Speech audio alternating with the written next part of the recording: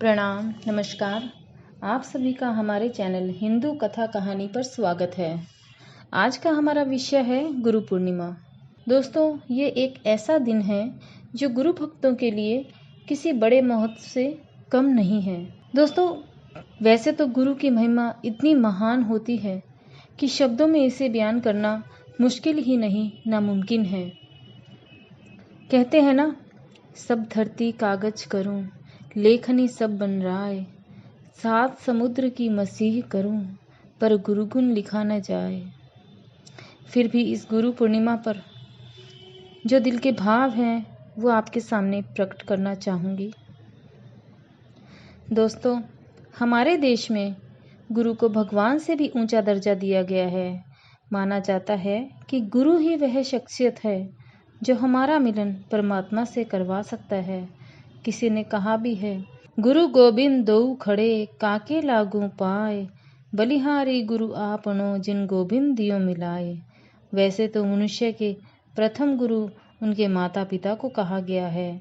उसके बाद जिनसे हमने ज्ञान लिया, जिनसे हमने शिक्षा प्राप्त की या कुछ भी सीखा, तो वो हमारे गुरु ही होते हैं।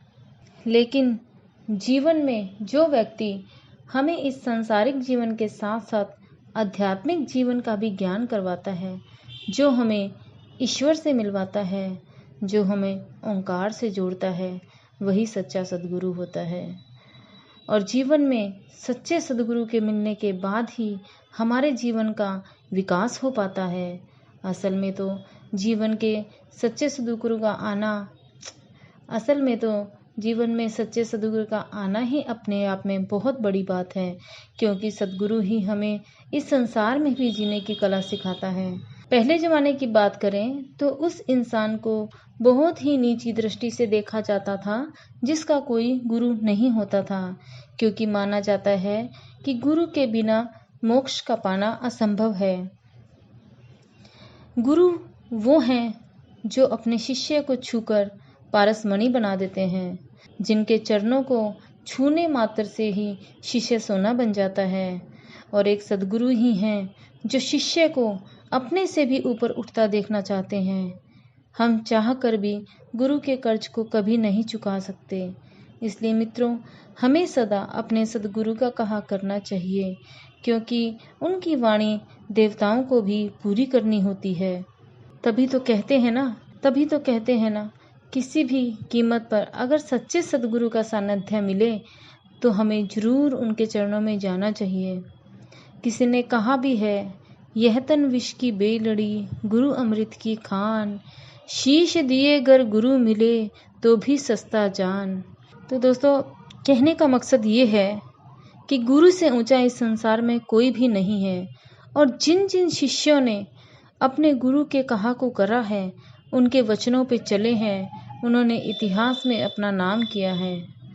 आप बहुत सारे ऐसे उदाहरण देख सकते हैं जो इतिहास में अमर हुए हैं अपने गुरु के कारण।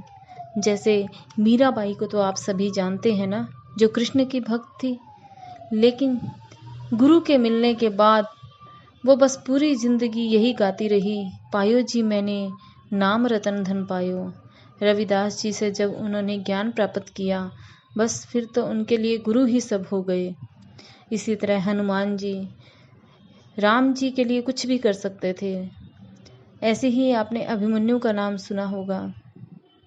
ऐसे बहुत सारे उदाहरण हैं। हमारी सिख परंपरा जो है वो सारी तो गुरु परंपरा पे ही चल रही है। तो ऐसे बहुत सारे उदाहरण हैं जो गुरु भक्ति से सराबोर हैं। तो दोस्तों, इस गुरु पूर्णिमा पर हमें भी अपने गुरु से आशीर्वाद जरूर लेना चाहिए।